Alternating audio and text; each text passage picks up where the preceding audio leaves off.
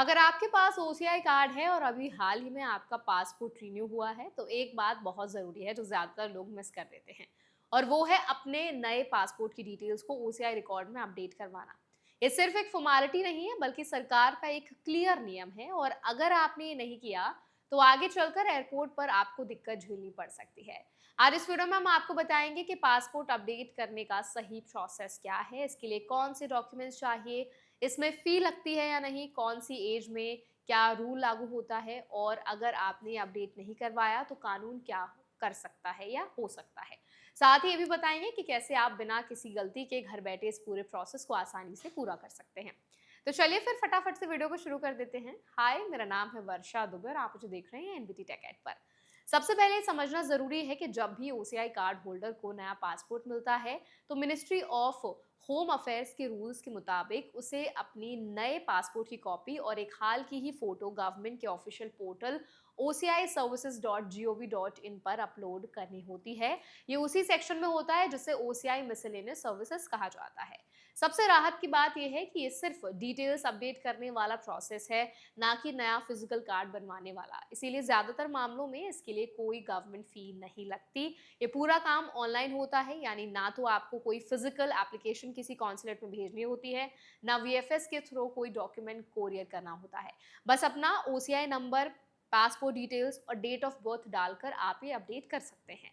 अब यहाँ एक बहुत अहम रूल है जो टाइमलाइन से जुड़ा है। सरकार की गाइडलाइन के मुताबिक ये पासपोर्ट अपडेट नए पासपोर्ट मिलने के 3 महीने के अंदर पूरा कर लेना चाहिए। अगर आप इस 3 महीने के विंडो के अंदर अप्लाई करते हैं तो ये पूरी तरह फ्री रहता है, लेकिन अगर आप इस समय सीमा को पार कर देते हैं तो कुछ मामलों में एक्स्ट्रा चार्जेस लग सकते हैं। इसीलिए नया पासपोर्ट मिलते ही इस काम को टालने के बजाय जल्द से जल्द निपटा लेना समझदारी है।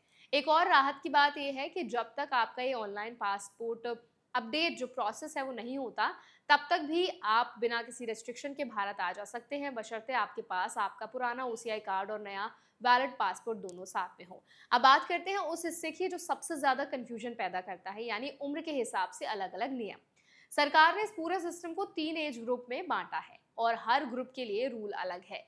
पहला ग्रुप है वो बच्चे और युवा जिनकी उम्र 20 साल से कम है। इस एज ग्रुप के लिए जब भी नया पासपोर्ट बनता है तो सिर्फ ऑनलाइन अपडेट काफी नहीं है, बल्कि ओसीआई कार्ड को फिजिकली रीइशू करवाना जरूरी होता है, क्योंकि इस उम्र में चेहरे की बनावट तेजी से बदलती रहती है। दूसरा ग्रुप है 20 से 49 साल के बीच के लोग और इस एज ब्रैकेट के लिए रूल सबसे आसान है। यहाँ सिर्फ नया पासपोर्ट और फोटो ऑनलाइन अपलोड करनी काफी है, कोई फिजिकल रीइशू नहीं चाहिए और कोई फी भी नहीं लगती। तीसरा ग्रुप है वो जो 50 साल की उम्र पार कर चुके हैं। इस ग्रुप के लिए जब पहली बार 50 साल के बाद नया पासपोर्ट बनता है तो एक बार ओसीआई कार्ड को फिर से फिजिकली री इशू करवाना जरूरी है, ताकि रिकॉर्ड में मौजूदा फोटो अपडेट हो सके। इस वन टाइम री इशू के बाद आगे जितनी बार भी पासपोर्ट रिन्यू होगा, सिर्फ ऑनलाइन अपडेट से ही काम चल जाएगा। अब एक बहुत जरूरी बात जो 20 साल की उम्र पार करने वालों के लिए है, जब कोई ओसीआई कार्ड होल्डर 20 साल की उम्र के बाद पहला नया पासपोर्ट बनवाता है तो उसे सिर्फ डॉक्यूमेंट्स अपलोड नहीं करने होते, बल्कि नजदीकी इंडियन मिशन पोस्ट या एफआरआरओ के पास जाकर अपनी बायोमेट्रिक इन्फॉर्मेशन यानी फिंगरप्रिंट्स और फोटो भी देनी होती है। ये इसीलिए जरूरी है ताकि रिकॉर्ड में अडल्ट के तौर पर सही फेशियल फीचर्स कैप्चर हो सके। इस रीइशू के लिए एक तय फी भी होती है जो लगभग $25 या उसके बराबर लोकल करेंसी में होती है और पेमेंट सिर्फ वीएफएस ग्लोबल के थ्रू ऑनलाइन मोड में ली जाती है। अब सवाल यह है कि अगर कोई पासपोर्ट अपडेट नहीं करवाता तो होता क्या है। तो देखिए, कई इंडियन मिशंस की एडवाइजरी के मुताबिक अगर कोई ओसीआई होल्डर बिना अपने वैलिड पासपोर्ट डिटेल्स अपडेट करवाए भारत ट्रैवल करता है तो इमिग्रेशन अथॉरिटीज उसे ओरल वार्निंग दे सकते हैं और ओसीआई कार्ड पर एक स्टैम्प भी लगा सकते हैं जिसमें 1 महीने के अंदर या भारत छोड़ने से पहले जो भी पहले हो कंप्लायंस पूरा करने के लिए कहा जाता है। यानी ये कोई मामूली सी चूक नहीं है, बल्कि इसका सीधा असर आपके इमिग्रेशन एक्सपीरियंस पर पड़ सकता है और बार बार ये गलती दोहराने पर आगे चलकर बड़ी दिक्कत भी बन सकती है। अब बात करते हैं कि आप इस पूरे प्रोसेस में कैसे सावधानी बरत सकते हैं ताकि कोई रिजेक्शन या डिले ना हो। सबसे पहली बात, अपना ओसीआई नंबर, पासपोर्ट नंबर और डेट ऑफ बर्थ बिल्कुल वैसे ही डालें जैसे डॉक्यूमेंट्स में लिखा है। स्पेलिंग या डिजिट में एक भी गलती एप्लीकेशन को रिजेक्ट करवा सकती है। दूसरी बात, जो फोटो और पासपोर्ट कॉपी आप अपलोड कर रहे हैं वो एकदम क्लियर हो और फोटो पिछले 30 साल के अंदर ही खींची हुई हो। दूसरी बात, जो फोटो और पासपोर्ट कॉपी आप अपलोड कर रहे हैं वो एकदम क्लियर हो और फोटो पिछले 30 दिन के अंदर ही खींची हुई हो।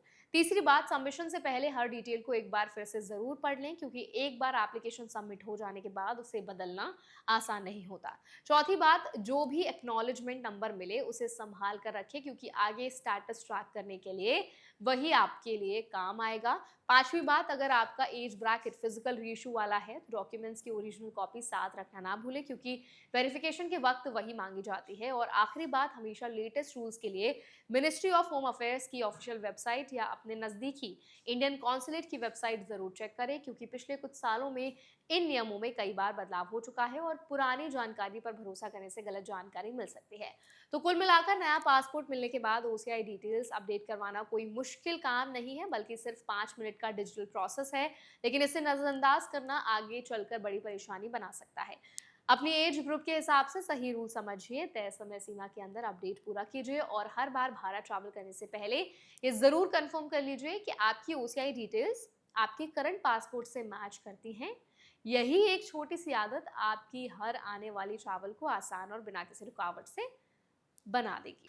तो आई होप इस वीडियो में हमने आपको ओसीआई के अराउंड जो भी अपडेट शेयर किया है, जहां हमने आपको बताया है कि अगर आप अपना पासपोर्ट चेंज करते हैं, पासपोर्ट अपडेट करते हैं, तो कैसे आप उसको ओसीआई पोर्टल पर जाकर के अपडेट कर सकते हैं। हमने ओसीआई के अराउंड ना बहुत सारे टॉपिक्स कवर किए हैं आज तक। हमने आपको ओसीआई कार्ड कैसे बनता है, आप कैसे ई ओसीआई डाउनलोड कर सकते हैं, ओसीआई कार्ड के लिए जो ओसीआई होल्डर्स होते हैं उनके रूल्स क्या होते हैं, उनके राइट्स क्या होते हैं, उनके हाथ में ऐसी कौन सी पावर्स होती हैं, जो एनोराइज से वो कैसे अलग होते हैं। ये सारे टॉपिक्स हमने आपको पूरी तरह समझाने की कोशिश की है। लेकिन कई बार क्या होता है कि कुछ ऐसे टॉपिक्स होते हैं जो आप एज अ ओसीआई होल्डर बहुत ऐसी दिक्कतें होती हैं जो आप फेस करते हैं, जो हम तक नहीं पहुंच पाती। तो मैं इस चीज़ को बहुत अप्रिशिएट करूंगी कि अगर आप अपनी दिक्कतों को हमारे साथ कमेंट्स में शेयर करें, चाहे आपको डाउनलोडिंग को लेकर कोई दिक्कत आती हो, चाहे आपको ओसीआई में कोई भी कन्फ्यूजन हो कि हमें कोई डिटेल समझ नहीं आ रही है, कोई पर्टिकुलर सेक्शन जो है जो आपको बहुत कन्फ्यूज़ करता है, आप कैसे पोर्टल को एक्सेस कर सकते हैं, कैसे आप अपनी डिटेल्स को अपडेट कर सकते हैं, मिसलेनियस सर्विसेज को आप कहाँ पे जाके रीच आउट कर सकते हैं, कैसे फिल आउट कर सकते हैं। अगर आपके मन में कोई भी सवाल है ओसीआई के अराउंड, कोई भी anything if you have in your mind, तो प्लीज़ हमें आप कमेंट्स में ज़रूर ये ड्रॉप करें। हम पूरी कोशिश करेंगे, क्योंकि हमारी कोशिश ही यही है। हमारी जो शुरुआत जब हमने की थी ओसीआई सीरीज़ को लेकर के, तो हमारी यही कोशिश थी कि हर ओसीआई होल्डर जो विदेश में रहता है, भारत ट्रैवल करता रहता है, उसको जो भी प्रॉब्लम्स आती हैं, जो भी मेजर प्रॉब्लम्स वो फेस करते हैं, नॉट जस्ट मेजर, छोटी-छोटी दिक्कतें भी जो फेस करते हैं, हम उन सभी दिक्कतों को एड्रेस करें अपनी वीडियोज़ के थ्रू और पूरी कोशिश करें कि उन तक उनके सारे सॉल्यूशंस हम पहुँचा सकें। तो इसीलिए ये हमारी सीरीज़ है कि जहाँ पर हम आपको ओसीआई के अराउंड बहुत एजुकेट करते हैं। आप हमें प्लीज़ ड्रॉप करें कमेंट्स में, आप और किन टॉपिक्स पर चाहते हैं हम वीडियोज़ बनाएँ, किस तरह के आप चाहते हैं। आप जो कन्फ्यूजन्स फेस करते हैं, आपके जो भी क्वेरीज़ हैं, जो डाउट्स हैं, वो हमें ज़रूर कमेंट्स में ड्रॉप करके बताएँ। हम पूरी कोशिश करेंगे अगले वीडियो में हम वो सारे प्रॉब्लम्स एक-एक करके एड्रेस करें और आप तक बिल्कुल क्रेडिबल ऑफ़िशियल अपडेट्स जो है वो हम आप तक पूरे शेयर करें, पूरी रिसर्च के साथ। तो अगर आपको हमारे चैनल के थ्रू हम जो भी इन्फॉर्मेशन आप तक शेयर करते हैं आपको पसंद आती हो, आपके लिए काम की रहे हो, तो आप प्लीज़ उसको शेयर भी करें, लाइक भी करें, ताकि ज़्यादा से ज़्यादा लोग अवेयर भी हो सके। और ऐसे और भी वीडियोज़ के लिए, अपडेट्स के लिए, एनआरआई के अराउंड वीडियोज़ के लिए, ओसीआई के अराउंड वीडियोज़ के लिए, इमिग्रेशन के अराउंड वीडियोज़ के लिए हमारे चैनल एनबीटी टेक हेड को भी आप प्लीज़ सब्सक्राइब करें।